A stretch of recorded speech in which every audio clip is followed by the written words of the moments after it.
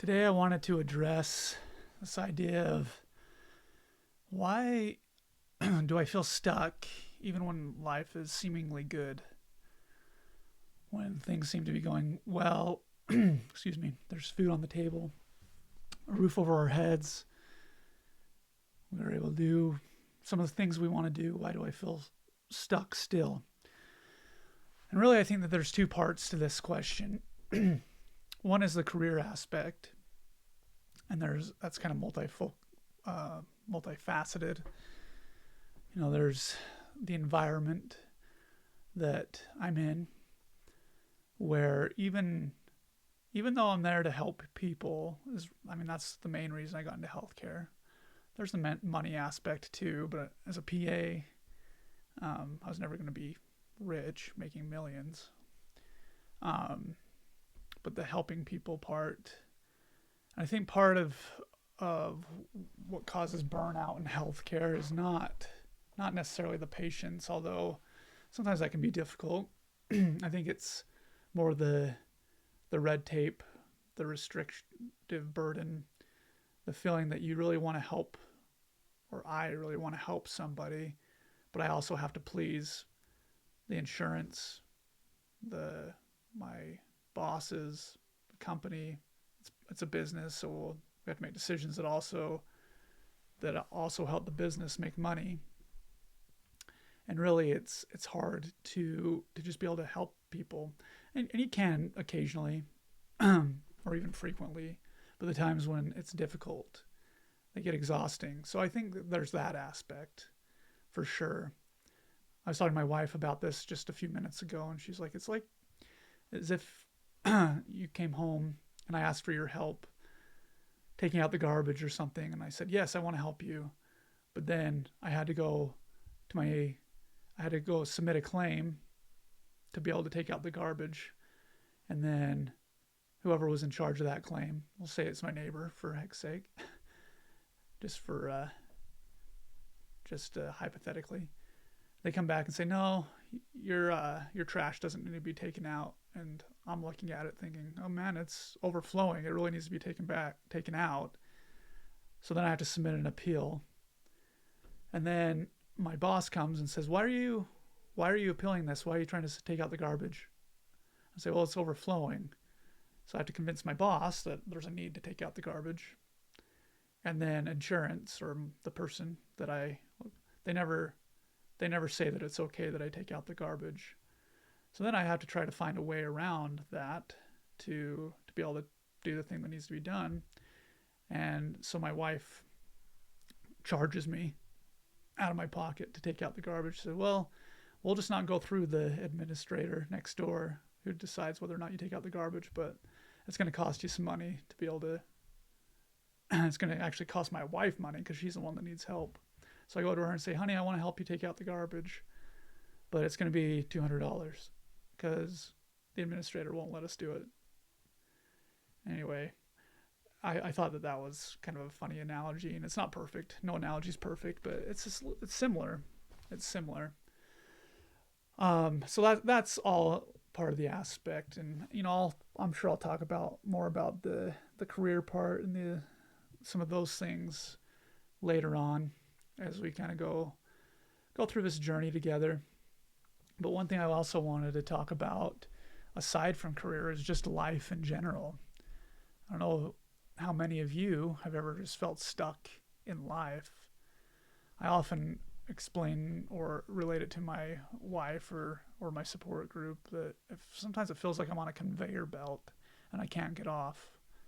I wake up, I get dressed, I go to work, I come home, I eat, I go to bed, I wake up, I do it again. And it's just like a repeating thing that's over and over again. And sometimes that makes me feel stuck.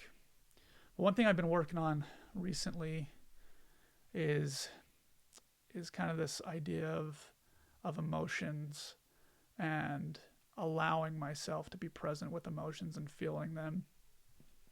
So I think one of the things that makes me feel stuck is I've learned that I get a lot of value from feeling productive, or like I contribute something, and I feel really shameful if I'm perceived as lazy or not contributing to society. or if someone perceives that I've done something wrong. Like, a lot of my internal value comes from what I do and how I'm perceived. And one thing I'm working on is not assigning so much meaning to the emotions I feel. So, for example, in the past, and honestly still, I'm working on it. If I have a bad feeling, so say that one day I'm just off and I feel kind of melancholy or bad. In the past, I've allowed that to grow in my mind, and it eventually means, oh, in my mind, I eventually start saying things to myself like, oh, I must be bad because I have this bad feeling, or I don't feel good. I'm not happy today, so that must mean I'm just not a happy person, or I'm not happy, or I don't know why I feel sad, so that must mean that I'm depressed. And those things are real. I mean, I've struggled with mental health basically my whole life that I can remember. But I'm learning that some of that struggle comes from the meaning, the story that I attach to the emotions that I feel. So I'm working on being present with those emotions. And that translates over to my life when I feel stuck. Because I think there's the glamorous side of media and things, and all the things that we see are the most productive parts of people's lives and the moments when they're at their best. But we don't see all the boring middle, as some people have referred to it, where they're feeling melancholy or sad or down. We don't see any of that. We only see the best parts. And so for myself, I'm learning to embrace, or try to embrace, that boring middle. Boredom is one of the most difficult emotions for me to deal with. I have a really hard time with that. I think there's multiple reasons for that, but I think when I'm bored, I don't feel safe. It feels like I should be doing something to ensure my safety, whether it's financially or physically or mentally or emotionally. If I'm bored, then it feels wrong. And so what I'm trying to do is learn to embrace that boredom, and hopefully that'll translate to feeling less stuck. I think the other thing with feeling stuck is I've assigned it meaning in and of itself. Honestly, it's likely that feeling stuck sometimes is just part of the human experience. But for me, I've assigned it this meaning that if I feel stuck, then that must mean there's something wrong and I need to fix it. And that's not always true.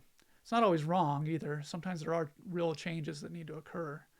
And that's what I'm trying to sort out right now in my own life, is how much of this is change that needs to occur, that I need for my own health, for my family's well-being. How much of this is me striving to be great rather than just mediocre or good, and how much of it is just me trying to escape feeling stuck or bored or sad.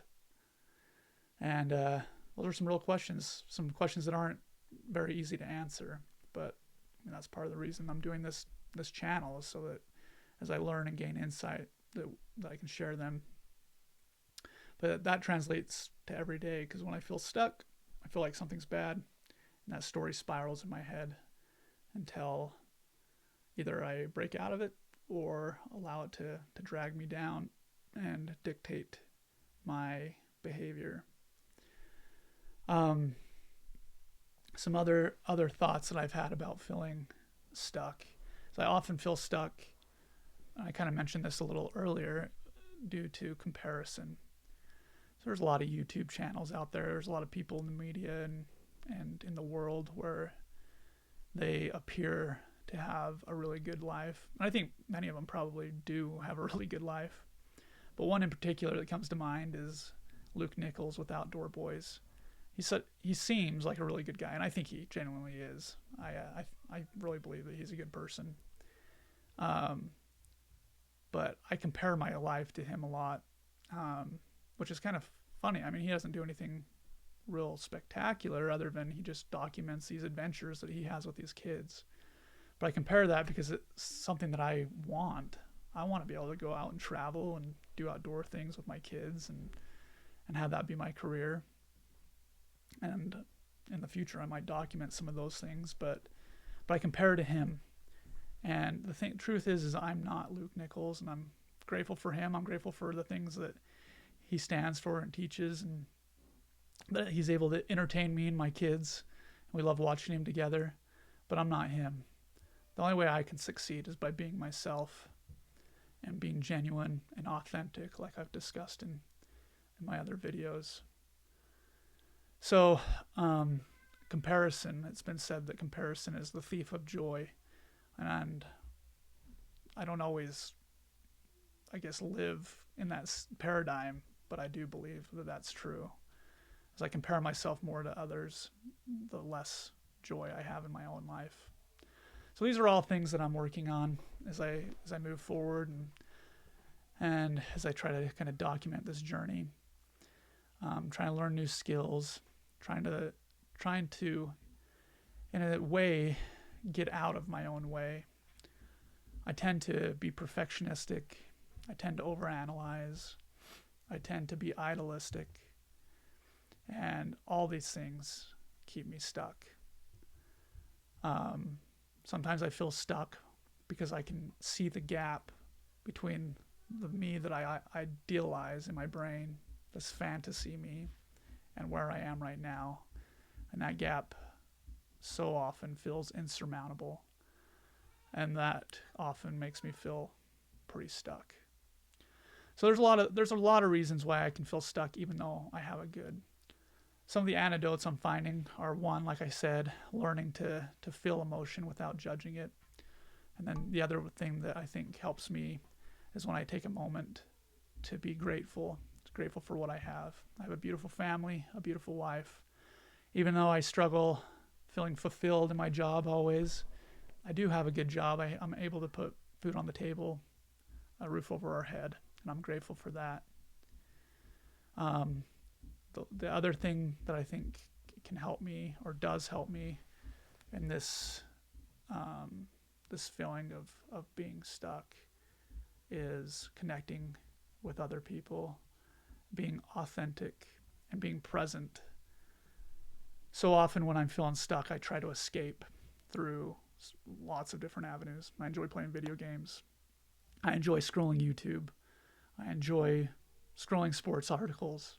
All those things are fine in and of themselves, but for me, I have to be pretty aware of when I'm using those legitimately for a rest or even short entertainment, and when I'm using them to escape my life. And when I'm doing that, when I'm escaping, I'm not being present with myself or with my family, with my wife, with my kids, or with God. So just a few thoughts about why I feel stuck, even though life is seemingly good. And I'll be honest, sometimes I feel guilty and even ashamed when I say that I feel stuck, because from all outside perspective or all accounts, my life is pretty good. And it is very good life, and I'm really grateful for what I have. But that doesn't mean that I can't desire or want or hope that I can achieve more in my life and have greater levels of freedom. Quickly circling back to the career part of the stuck feeling. Really, I think what I desire the most in my life is time freedom to have autonomy, agency, to be able to decide what I do with my time. And when I work from an 8 to 5 every day, one, it uses a lot of my time, but it also takes a lot of my energy. And the greatest priorities in my life are my family and God. And when all my energy is spent in my career, and my family and God get the leftovers, and that's what I'm trying to redesign, is to give them the first serving, if you will, of my energy rather than my leftovers. So if this resonates with you, or if you learned something about me or something that you could take home, then I invite you to continue with me on this journey as we move forward, or as I move forward, trying to decide how to redesign my life. Still working on the Computer Science 50 course with Harvard, deciding if that's something that I like to do. I'll have a video on that here in a few weeks. Still learning new skills, still trying to get out of my own way, like I mentioned earlier, do things with my kids with the time that I do have. And I'll probably document some of those things as well. But the main thing is, yes, there are environmental things that affect me feeling stuck, that no doubt. But I think the take home for me is as I learn to be grateful, manage my emotions, for lack of a better term, and connect. I think as I change myself within, then I'll have more strength and power to change myself without and to change my environment, rather than hoping and wishing that my environment would change and that somebody or something would save me and give me relief. I think I have to be able to learn to give myself relief first, and then I can change my environment. Now, saying that doesn't mean that my environment doesn't need to change or that things couldn't be better, but I think learning and growing within myself first is the first key. So, I invite you to continue on this journey with me, and I will see you next week.